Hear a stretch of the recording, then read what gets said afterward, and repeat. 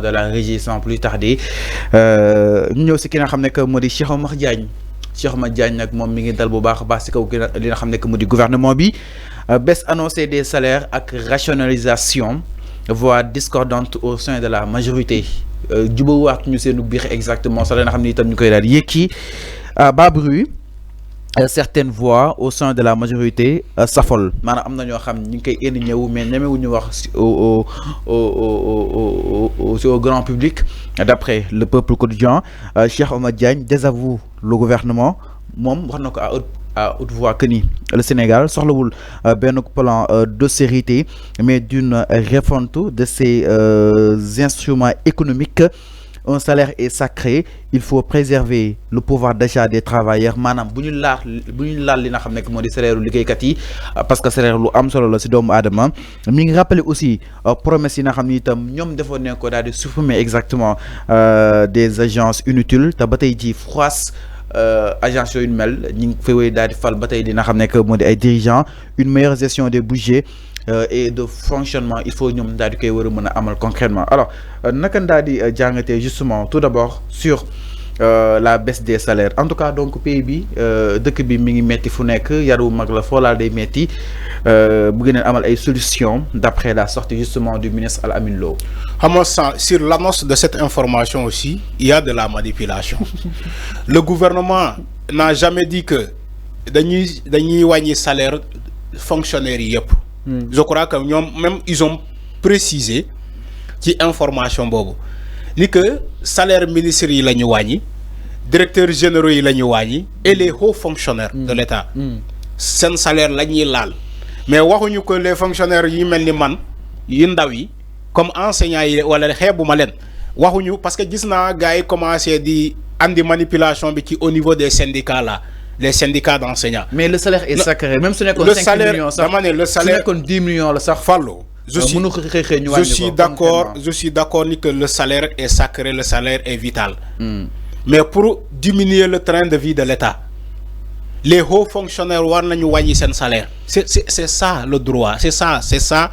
Loolu mooy yoon. Mais Cheikh Oumar Diagne mi ngi rejeté lu nu mel. dama ne mu koy désavoué moom mu jàpp ni à la place dana war a def ay refonte de ces instruments économiques maanaam il faut ñu liggéey daal réew mi daal il faut ñu jël ko. xam nga Cheikh Oumar Diagne xalaatam la joxe. ok respecté naa lu mu wax. parce que xalaatam la joxe.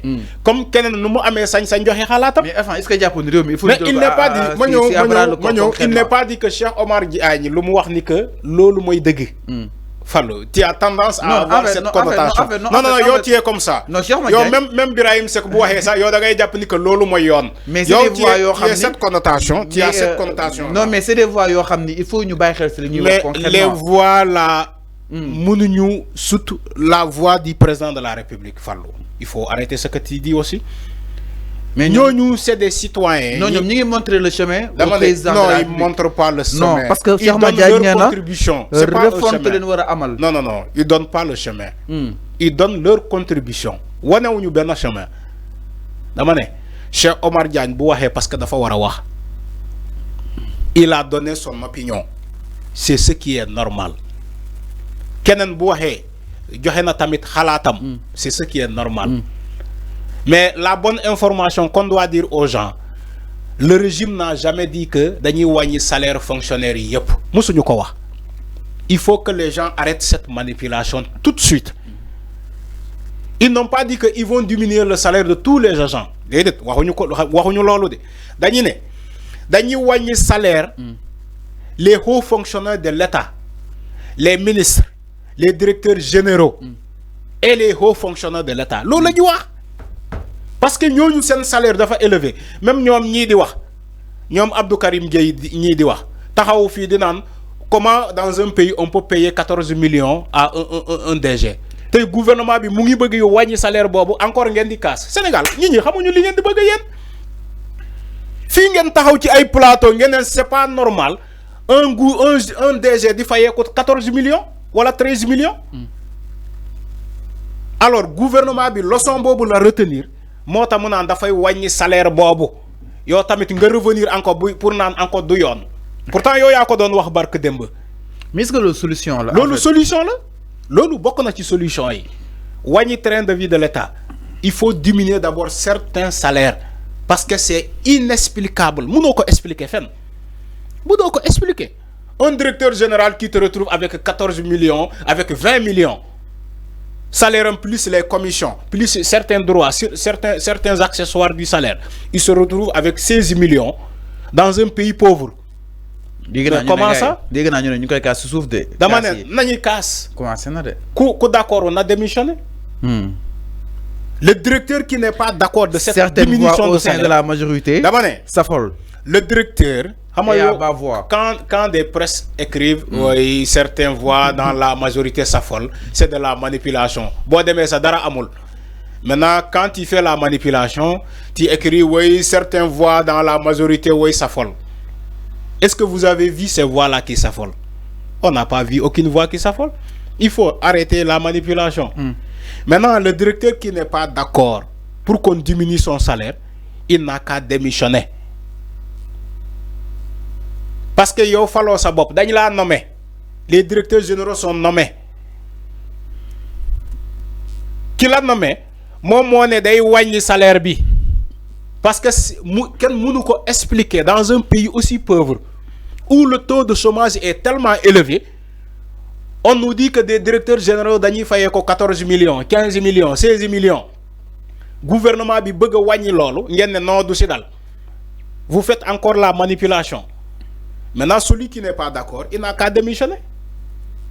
Il n'a qu'à démissionner. Moi, je suis sérieux. On doit réglementer ce pays-là. On doit réglementer ce pays-là. On doit réglementer ce pays-là. Le directeur général qui n'est pas d'accord de cette diminution de ce salaire, il n'a qu'à démissionner. Non, il n'a qu'à démissionner.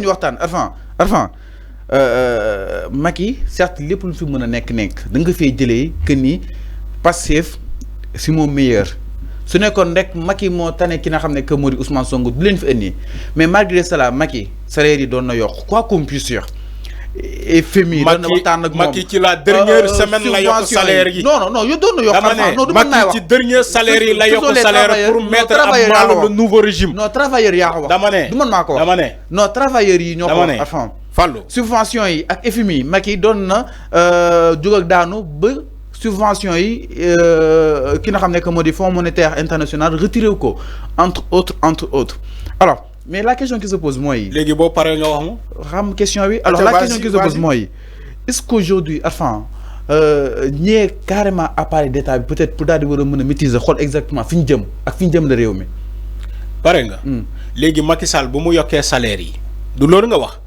Macky Sall bu mu yokkee subvention yi du loolu nga wax fan la yóbbu Sénégal. ah mais contestation non man je veux que dire contestation yi amul woon non attends dañuy waxtaan xam na dañuy waxtaan pour quand tu veux bâtir un pays je suis pas un Macky je suis pas un Sonko non je suis pas un pro Macky je suis pas un pro Sonko mais dañuy waxtaan alors ma ñëw dañuy waxtaan rek si sorti Cheikh Oumar Diagne bu mu def Fallou tu peux pas me poser une question après tu commentes la question ma leeral que ni man je suis pas un Macky je suis pas un Sonko quand même dama ne tu m'as posé une question mais laisse-moi développer allez-y non dañuy waxtaan rek dama ne Macky Sall yokk na salaire comme tu l'as dit. Macky Sall yokk na subvention comme tu l'as dit. Est-ce que le pays là s'est développé? Je te pose la question. Mais situation bi c'était Sénégal, est-ce que situation changé na? Mais situation bi c'était tenable quand même. Dama ne est-ce que non waxuñu situation bu tenable. Ah mais c'était tenable. On veut bâtir un pays développé. Le Sénégal veut se développer. Est-ce que Macky Sall bu mu defee loolu Sénégal développé na? Ça dit que il faut analyser les faits. Macky Sall yokk na salaire d'accord Macky Sall def na subvention d'accord est-ce que Sénégal développé na durant ces 2 mandats est-ce que Sénégal développé na durant les 2 mandats de Macky Sall j'attends la réponse. Mais situation Sénégal développé wul.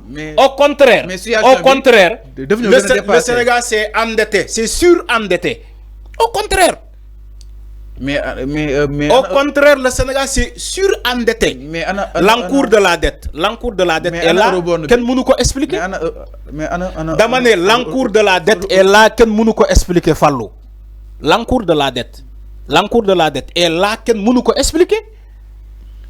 Parce que yéen da ngeen ne Macky Sall moo baax yokk na salaire. Non, même pas. C'est ce que vous avez dit. Non, oui, Macky Sall moo baax. Macky Sall moo yokk salaire. Macky Sall moo yokk subvention. Non, dañuy analyser les deux situations. En fait, quoi? Macky Sall moo yokk subvention. Non, dañuy analyser les deux situations. Sénégal, en fait, durant les deux mandats de Macky Sall, il faut analyser le Sénégal de Abdoulaye Wade et le Sénégal de Macky Sall durant les deux mandats. Abdoulaye Wade ba muy dem, l'encours de la dette était de 3 000 milliards en 2012. Mais ça dépend de réalisation. Non, je te donne des réalisation. Là, je te donne des chiffres. Dafa am terre, dafa am berté. Versé, étant d'autres. Non, dafa am concret, mais ça dépend de réalisation. Je te donne des chiffres. Exactement. Je te donne des chiffres. Mais la dette. Dama ne. OK. Abdoulaye Wade ba muy dem. Abdoulaye Wade ba muy dem.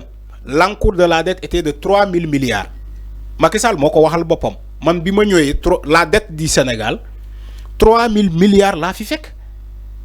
Pourtant Abdoulaye Wade a fait 2 mandats. Abdoulaye Wade deful benn mandat de. Ça dépend de réalisation. Abdoulaye Wade a fait 2 mandats. OK, ça dépend de réalisation. Dama ne Abdoulaye Wade moo andi kii bii nii nu mu tudd. autoroute dama ne Fallou. Mais ko continuer. Fallou. Il a Touba. Beaucoup de routes qui sont à Dakar Abdoulaye Wade moo xotti tali yooyu. Man suma toogee fii sax dañuy yaakaar ne man Macky laa xam. Fallou il faut arrêter. ñun on Fallou ñun dañuy gëstu. Nee naa la man je prends toute une journée wala toute une semaine di jàng ak ay borom xam-xam ci comment dirais-je l'affaire économique. Comment dirais-je l'affaire politique. La science politique maa ngi koy jàng. Dama ne beaucoup de routes qui sont à Dakar Abdoulaye Wade moo xotti tali yooyu. Avec quel budget? Avec quel budget? Le monument de la Renaissance xam nga ñaata la coûté à l'État du Sénégal. Abdoulaye Wade moo ko fi tabax. Alors tu crois que BRT bi nga gis nii ci ay chiffres réels moo ëpp monument de la Renaissance. ma ñëw pour ça. Tu vois le monument comment dire le grand théâtre de Dakar. Kan moo ko tabax. Do Abdoulaye Wade. Alors ñëw si benn ponk. Le musée de la civilisation noire kan moo ko tabax. Do Abdoulaye Wade. Alors ñëw si benn ponk. Est-ce que Abdoulaye dafa basé ci loolu pour ne loolu moo tax ma endetté wu. Alors c'est vrai ñëw si Abdoulaye basé wu ci loolu. Abdoulaye nous a laissé une dette de 3 000 milliards. Malgré les infrastructures que Abdoulaye Wade a mis dans ce pays. C'est clair. D'accord, Macky Sall andi na fi ay infrastructures yu kii. Mais c'est basé sur du faux. Alors sur la falsification des chiffres réels. Alors ñu ñëw si benn exactement ginnaaw li après vous me dites que oui Macky Sall yokk na salaire. Après le pays a reculé 2 pas en arrière. Ginnaaw la sortie de Cheikh Oumar Diagne ñu ñëw si benn ponk sans plus tarder. Alors dañuy ñëw si mbiru ki nga xam ne que